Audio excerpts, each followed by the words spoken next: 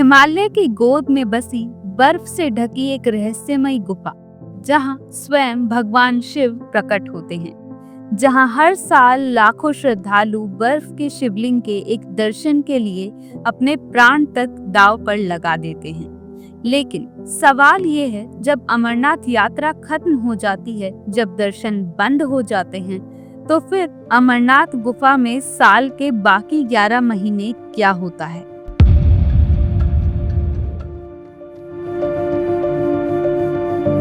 क्या वहाँ कोई शक्ति अभी भी जागृत रहती है? क्या शिवलिंग पूरी तरह विलीन हो जाता है, या फिर कोई रहस्य है जो दुनिया से छिपा है?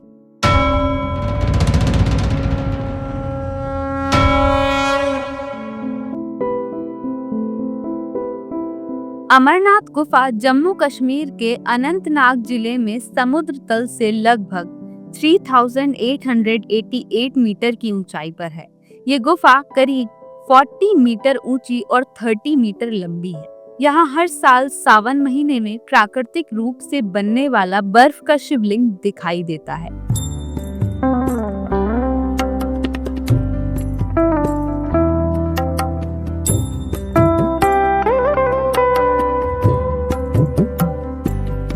पुराणों के अनुसार यही वो जगह है जहां भगवान शिव ने माता पार्वती को अमर कथा सुनाई थी। शिवलिंग का बनना, बढ़ना और घटते घटते अंत में लुप्त हो जाना एक चमत्कार है जो विज्ञान को आज तक चौंकाता आ रहा है।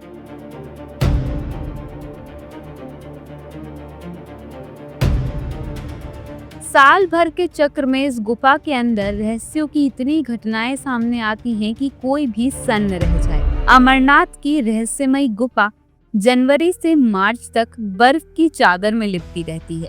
इन 3 महीनों में टेम्परेचर -20 डिग्री सेल्सियस तक गिरता है।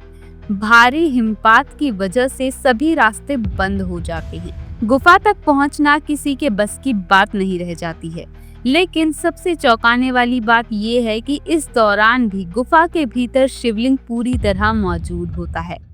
स्थानीय पुजारियों और बीएसएफ की कुछ रिपोर्ट्स के मुताबिक शिवलिंग जनवरी में सबसे बड़ा और ठोस होता है। इसे महाकाल रूप भी कहा जाता है। गुफा इस समय एक ध्यानस्थ तपोभूमि जैसी लगती है। कोई आवाज नहीं, बस बर्फ का साम्राज्य।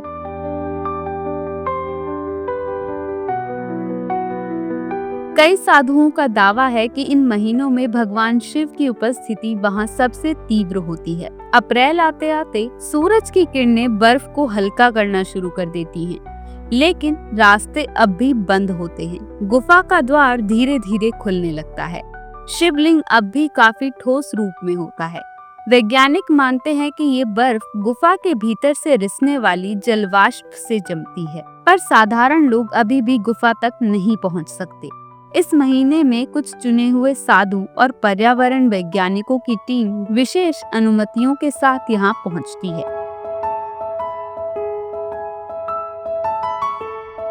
मई के महीने में बाबा बर्फानी का पहला दर्शन होता है, लेकिन ये दर्शन सिर्फ आंतरिक साधकों को मिलता है। बर्फ अब काफी पिघल चुकी होती है। कुछ अनुभवी साधु पैदल चलकर गुफा तक पहुंचते हैं। पहली बार शिवलिंग को सार्वजनिक रूप से देखा जा सकता है। इसका आकार अप्रैल के मुकाबले थोड़ा कम होता है। इसी समय गुफा की ऊर्जा को अनुभव किया जा सकता है।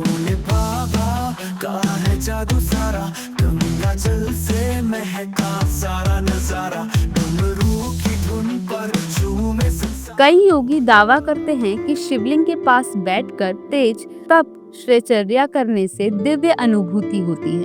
जून में प्रशासन अमरनाथ यात्रा की तैयारी शुरू करता है। हेलीकॉप्टर सेवा की टेस्टिंग होती है। सुरक्षा कर्मी रास्तों की सफाई करते हैं। गुफा तक पहुंचने का मार्ग धीरे धीरे खुलता है। शिवलिंग अभी भी मौजूद रहता है, लेकिन धीरे धीरे उसका आकार कम होने लगता है। यहाँ एक रहस्य सामने आता है। कुछ वर्षों में शिवलिंग ने इस समय आकार लेना शुरू किया, जबकि कुछ सालों में ये घटने लगा।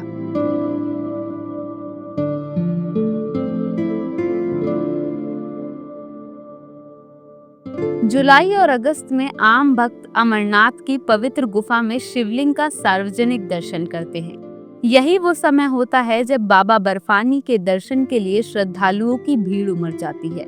इस दौरान शिवलिंग का आकार कभी 10 फीट से ऊपर तक भी पहुंच जाता है, लेकिन जैसे जैसे दर्शनार्थी बढ़ते हैं शिवलिंग धीरे धीरे पिघलने लगता है। ये देखा गया है कि जिन वर्षों में श्रद्धालुओं की भीड़ अधिक रही, शिवलिंग जल्दी पिघला। क्या ये सिर्फ तापमान का असर है या फिर शिवलिंग अपने भक्तों की ऊर्जा को खींचकर पुनः ब्रह्मा में विलीन हो जाता है? सितंबर में यात्रा खत्म हो चुकी होती है, प्रशासन मार्ग बंद कर देता है, शिवलिंग पूरी तरह से पिघल चुका होता है, लेकिन साधक मानते हैं कि उसका अस्तित्व ऊर्जा रूप में गुफा में ही रहता है।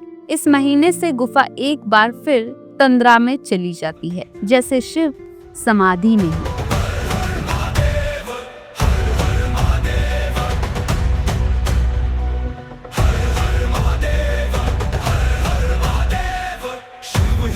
जन है, शिव ही विनाश है, शिव ही शक्ति, शिव ही काल है, सदियों से महादेव की शरण में। अक्टूबर और नवंबर ये वो मौसम होता है जब गुफा में सन्नाटा होता है, लेकिन कुछ रिपोर्ट्स में दावा किया गया है कि गुफा के भीतर अक्सर रहस्यमयी ध्वनियां सुनाई देती हैं, जैसे कोई मंत्रोच्चारण कर रहा हो।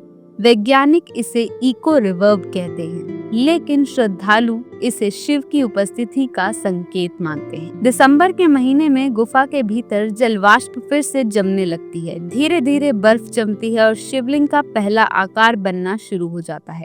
ये प्रक्रिया पूरी तरह प्राकृतिक है, लेकिन इसका आकार एकदम शिवलिंग जैसा बनना विज्ञान की समझ से परे है।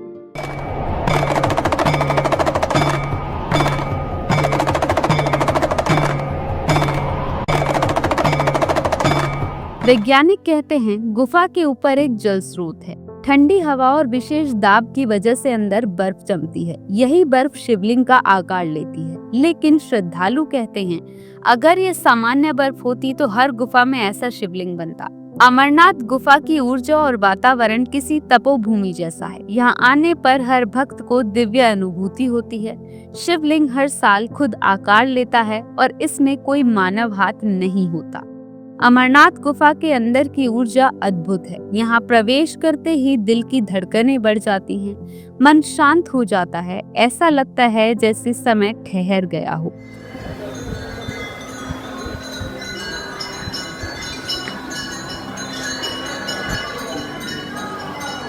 गुफा के अंदर कुछ सेकंड के लिए कंपन जैसा अनुभव होता है। यही वजह है कि कई साधु इसे जीवित गुफा कहते हैं, यानी कि लिविंग केव। अमरनाथ गुफा कोई साधारण स्थान नहीं, ये एक जीवित मंदिर है, एक अदृश्य शक्ति का साक्षात स्थान, जहाँ बर्फ में छिपा है ब्रह्मा का रहस्य, जहाँ हर साल एक नई शुरुआत होती है और हर अंत में होता है एक नया जीवन। आप चाहे आस्तिक हो या वैज्ञानिक, अमरनाथ गुफा आपको अपने अंदर के शिव से मिलवाएगी, क्योंकि जब बाहर कुछ नहीं होता तभी भीतर सब कुछ घटता है। उम्मीद करती हूँ आपको ये कहानी और जानकारी पसंद आई होगी। वीडियो को लाइक और कमेंट करना ना भूलें। मिलते हैं एक नई कहानी के साथ। धन्यवाद।